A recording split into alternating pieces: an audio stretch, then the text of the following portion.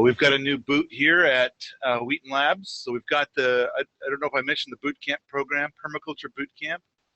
And so basically a person can come here and work for 21 months, which will include a lot of natural building and gardening and things of that nature. And then after 21 months, they have an acre deep roots. So it's kind of like, it's as if, it's an alternative to land ownership, but it's kind of like rent for life. Cool. So I think it's like, basically if you go and be a woofer, but here for 21 months, you get an acre. Whereas you go be a woofer someplace else for 21 months, then you get kicked off the land. Get the fuck out of here. Wow. So is that boot camp thing still going on? Could you still? Yep, we still have openings, and we have 2 spots left where people can do a trade, where they can come here and be in the boot camp for a certain amount of time, and then they can take the 2-week permaculture design course and the 2-week appropriate technology course. Come on, guys. That's an awesome deal. That's really cool. I think it's pretty good. And I mean, I think the thing with woofer programs is a lot of time you get there and the farmer is kind of pissed off that the woofers that show up don't know anything. Yeah. And I mean, the woofer wants to experience stuff. The woofer's like, I don't know what I'm doing. This is kind of new to me. And so I think a lot of times it doesn't work out. In fact, 90% of the farmers I've talked to would never do it again. And there's a lot of really awesome farms I've been to where it's like, yeah, we just don't do the woof thing. It's too frustrating, too much drama. And so what we're trying to do is come up with a system that will work really well for everybody. And because I think, when the farmer feels like the woofer sucks, the farmer tends to say it out loud. You suck. You're worthless. I can do what it takes me less time to do it than it takes me to tell you what to do. So, well, at least they're honest. Yeah, and then of course they send you down the road, and you're kind of like, I think what a woofer would like to have is to feel appreciated, and the woofer is willing to work, but it's like, we've had, I'd say half the people that come here have never held a drill, have never held a hammer, have never held a hatchet or a maul, and they just they'd like to pick up the basics, and then they'd like to get to the point that they could do something. Yeah. And I kind of feel like at the end of the program, at the end of 21 months, that when they get their acre, that they will be able to build their own natural building on that acre, and they'd be able to do all the gardening and build their fence and do all the things. Do you think most farmers are only taking in one woofer? That won't work, because when you go and you sign up for woof, what happens is that the people that are the woofers will tell like 40 different places, like, I'm coming to see you. I'm going to be at your farm. And they kind of, work out all the options. And then it turns out that there's going to be 23 farms that they've said that they're coming to. And then when it comes right down to the last minute, they pick one and they just ignore the rest. And so then a farmer on the flip side is like, wow, I've got 12 people coming. Man, I better buy a lot of food, and I need to get more tools. And there I stocked up. I have all this stuff. And then one person shows up, and then the woof program says, that's woof, man. That's what they do. It's like, why didn't you fucking tell me? I don't know. It's not my job to tell you. So, there's a lot of stuff that happens in there that kind of gets the farmers pissed. You want it to work out good for the farmer, and you want it to work out good for the woofer. And so here we don't call them woofers, we call them gappers because they're goofy about permaculture. And it's a different program. It's long days. And originally when we did something a few years ago, then I hired a cook to cook for him.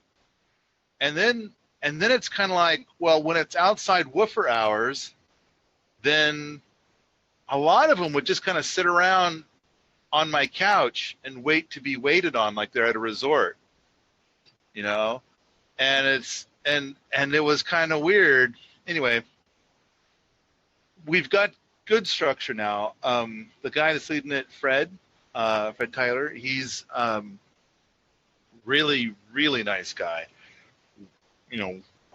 which is better than if I was out there, like, because get the fuck out of here. And Fred's very soft spoken and quiet, so Okay. much sweeter on folk.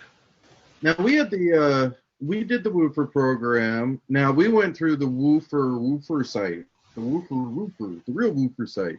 Yeah. You guys started that way too, or did you not do that? I did it like 12 years ago when I was out on Mount Spokane. Yeah. And I was signed up for a couple of different things, and I experienced all that stuff where people were like, can you go into town and pick me up? I'm going to be at the airport or the bus station or something like that. And I'd get there and they're not there. And it's not like, ha, you so stupid, what a sucker. No, it's that they when I got their email, they actually had like multiple farms on the line and they hadn't decided which one to go with yet. So whoever picks me up wins? No. I think they hadn't even bought their plane ticket yet. They were still thinking about which place that they wanted to go to. Oh. All right, so here's a bunch of comments. I haven't been reading them. Have you been reading them? Yeah. Oh, okay. Let's see. There's hardcover books. Farmers don't suffer, idiots. That's true. Need a new revenue stream is anyone running a woofer training program to standardize a minimum knowledge set? Not that I know of, but I kind of feel like, we're going to kind of do that, but for our own selfish gains. I mean, I think that if a gapper comes here and is here for like 2 months, then, now there's only 19 months left to get your acre. I would think that they're not going to leave. Now, you had a different experience with the Woofers or you explain it differently than we did. We got people that didn't know what they were doing, but we didn't expect them to know it. But they didn't cry about it. If we needed to drill something, I don't know. We had them with someone, and they would just start doing the work and ask them to do it with them. And they just learned. I don't know. It wasn't like I don't know how to do that, so I can't, or something like that. They actually were motivated and were like, fuck it, I'll try it, and went for it. Now, unless it was running some kind of complicated equipment, which then is just obviously understandable. But we didn't have that problem. We had the drama.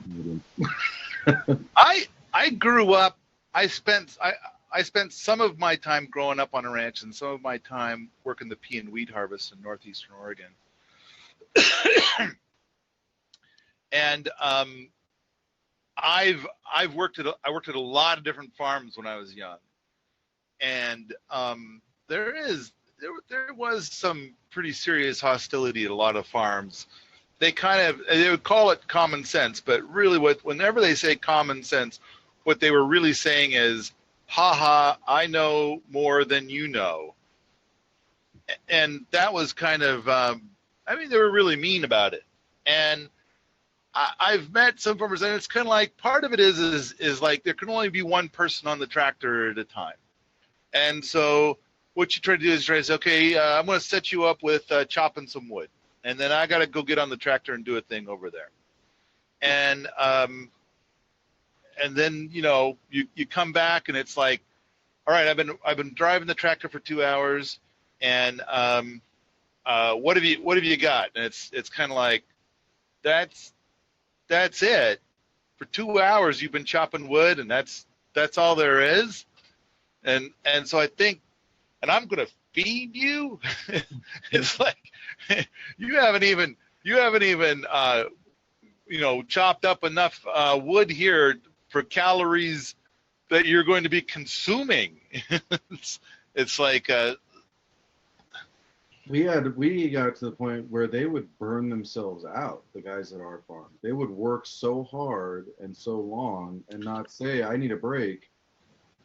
And because our tenant, we are 16 hours a day at least, we're working our asses off. And and they would go right along with us and not like take a break and get tired. Oh yeah, and they get burnt the fuck out. We've had a lot of people come here, and we've had some people that are, they've got energy to spare, more energy than anybody here. We've had a couple of like exercise people, like they're super fit, and they kind of look at what they're going to be doing here as the alternative to paying a gym, and they want lots and lots of physical, and it's like no problem. So we've had some people in that space. We've had some people that were sharp that arrived with skills. We've had a lot of different kinds of people, and I'm trying to think of like, and then at the time, I was trying to crank out DVDs and things like that and play that game, and as long as I kept bringing in money, I could pay for materials. And then I had my brother here who was running point on this, but he was kind of he was an old construction foreman, and his the way that you improve people is that you fire them. And it's like I had to explain to him, you can't fire these guys, they're volunteers. And he says, well, they're eating, ain't they? Well, yeah. Well, then you're paying them in food. And he just kind of wanted to fire all of them. And it's like, well, they're not experienced construction workers. So we did, the thing is I kind of feel like rather than my brother who would like take him out somewhere, tell him what to do, and then, and he'd say, do you understand? Usually the person was kind of like, I just want this guy to stop yelling at me. And so I'll just tell him like, yeah. And then my brother would come back in 2 hours and yell at them on why haven't you gotten it done and why didn't you do the thing I told you to do. And I kept explaining to my brother it needed to be elbow to elbow, and I don't know, it was miscommunication. So now we've got Fred, and Fred is very elbow to elbow, and I'm so far it's been going quite well. Awesome. Yeah, that's good. And I really enjoyed the people. And all right, so when the farm is just going and you're not producing anything, you're buying all that food. And these people, most of them want really good food. So it's expensive to feed them. So he's not totally wrong, but it is. I mean, it's not like it's free labor. It costs a lot to get a woofer, especially if your farm is just starting or you haven't got the crops in yet, stuff like that. I mean, you got to pay to feed them. And Brian asked what generation they're from. Usually they're younger. For me, they were all younger. Right. We've had a lot that were younger. We've had some that were middle-aged. I mean, how things would not work, it's like there's a different story for every person. But when we were doing this a few years ago, we figured out that it was costing us about $1,000 a month. And it was like most of that was going to food, and the next biggest one was to clean up after them. It's like they would be like, well, I'm out of here, and then go to where their bunk is, and it's like, oh wow, it's like something from Hoarders or something. Yeah, that's it. How did you deal with that? Because we didn't want to go into the personal space. You know, we don't want to invade someone's personal space, but they're fucking trashing it. Right. I mean, if they're staying in a tent, then, no problem. Yeah, trash away. Although we do find that we're taking a lot of their stuff to the dump because, they fill up all of our suddenly all of our garbage cans are full of crap. We do have a pretty cool system that we call the free shelf, where people come and then they accumulate stuff, and then they, as they're leaving, it's like they can't take all the stuff with them, so they put it on the free shelf. And we got 2 free shelves. One free shelf is like, don't add any more stuff here. And then the second free shelf is like, here's where you add your stuff. So then, eventually, we'll get to the point where it's so old that we're going to take all the stuff that's on the first shelf and start over. That's cool. Brian wants to know if you use compost toilets for the Woofers or if I did. Hell no, I didn't. But we use what we call a willow feeder. Originally, I called them a wheelie bin pooper, but we're now calling these willow feeders. And so then it's a sawdust system with a urine diverter. It's a little different. I thought you were like, there's a tree over there, dig a hole and get this shit done. Oh no, I don't want that, because then you start doing some of that, and now when you go to drink water, it's like, it tastes like poop Kool-Aid. Oh my god. Not my style. Eric says Paul does IIRC. What the fuck is that? I know what IRC is. What is IIRC, Eric? If that's your real name. Let's see. If I recall, Paul does, if I recall correctly, if I remember correctly. Oh, okay. All right. So, all right. But we also, like, right now it's wintertime. We're letting them in the house because, you're nice. willow feeders, they got some pretty cold toilet seats. And if you're fresh out of the city, it's like you probably aren't steeled up for that yet. Yeah. And there's probably other people that are living there. Are they allowing people to come in with them? Come bunk with me. It's cool. I don't know if anything like that has happened. We had a gal come last March for one of our peasant workshops. So we've got a series we call the Peasant Workshop, where it's like really cheap. And it's like whoever's leading the workshop maybe did it once before or twice before, but they're not like a global expert or anything. And so she came, and then I would hear stories about how she's like, now she's sleeping over there, now she's sleeping over there, and now she's sleeping over there. And so I don't know if it was romantic or if it was, just friendly. Does that answer your question? No. Okay, well, more than I wanted. It was cold. Couch surfing. There you go. Yeah. All right. Oh, this is the other thing I was going to throw. This is the Woofer site. If anybody watching this and loves the idea of what we were talking about for woofers, then all you got to do is set up a chain link fence to contain them.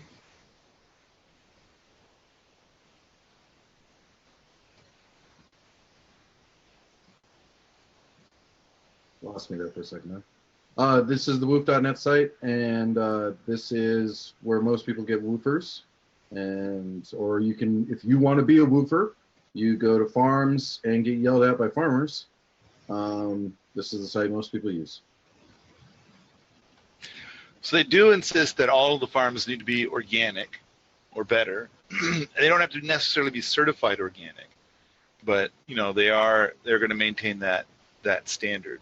And the woofers write reviews of the farm, like in your experience. So, yeah, you're not gonna get away with it. Whatever you're thinking. Well, I'm just kind of thinking like it's a noble thing. There's In fact, I talked to a guy that ran Woof International, and he was saying that they desperately needed farmers, that they had 7 woofers for every farmer, and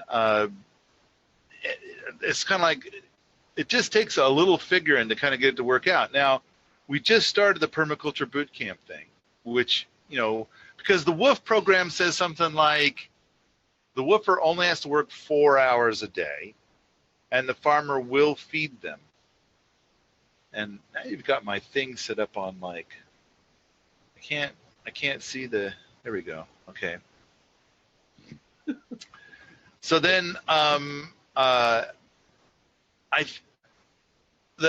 they work 4 hours a day, and then it's kind of like there's an expectation that the farmer is going to be teaching them stuff. And so in the meantime, the farmer is going to work 12 to 16 hours a day, and it's kind of like, and I've been to woof sites where there's a bunch of woofers there, and they're sitting around soaking up the sun, and I imagine that it doesn't take too long of sitting around soaking up the sun, and you get bored. I mean, like the people that came here, it seemed like they were pretty adamant that they wanted to build a lot of experiences. So I just like the idea that it's a more fair exchange, and so we set up the permaculture boot camp program, and part of it is that if you're gonna be indoors in one of our structures, you got to keep it clean. And so at the same time, now we've got it set up so that the boots cook for themselves. And we've also, rather than $1,000 a month per person, then we're kind of looking at like, how do we get that down to $500 a month? So before it was mostly food, then came cleaning up, and then there was tool burn. We had just an incredible amount of tool burn.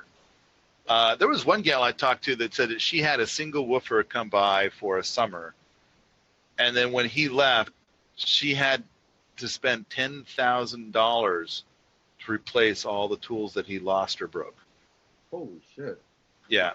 Must have broke a vehicle. Maybe so. We have some EVs that some of our gappers were a little too hard on. Yeah. And but I think that the thing is that if you've got somebody who's really on top of it, then the system can work out well. And we're wanting to create something that's going to have somebody really on top of it. Now we've got a guy coming who is a natural builder, and he's going to make sure that natural building is happening all year round here. And so then the boots will sometimes be working with Fred, who's an avid gardener and does some natural building, and then they're going to spend some time working with this new guy. So I like to think that it'll be an amazing and excellent experience. Yeah.